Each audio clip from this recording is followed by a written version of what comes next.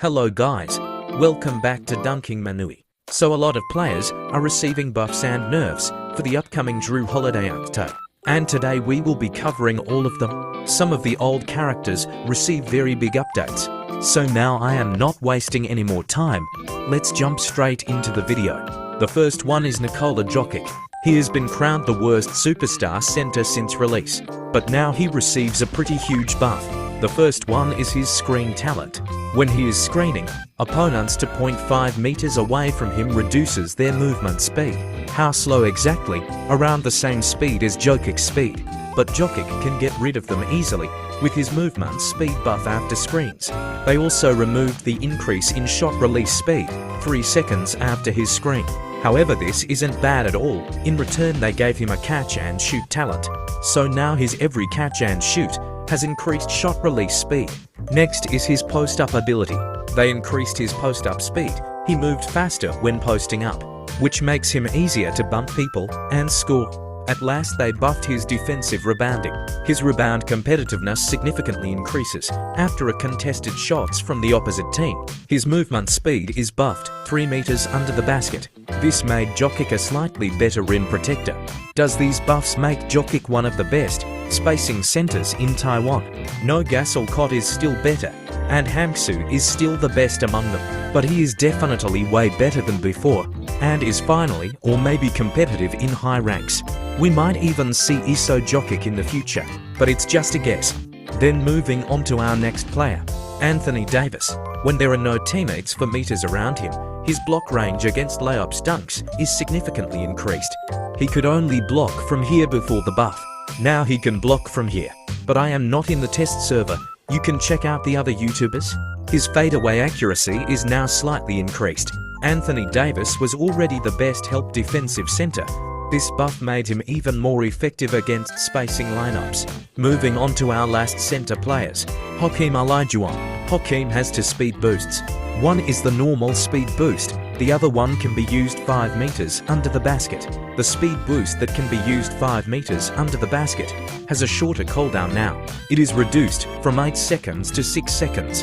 His rebounding also got buffed when he is competing for rebound.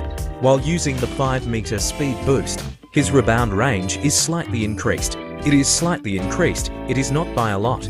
At last, it's the ultimate advanced talent. His range from blocking behind is significantly increased.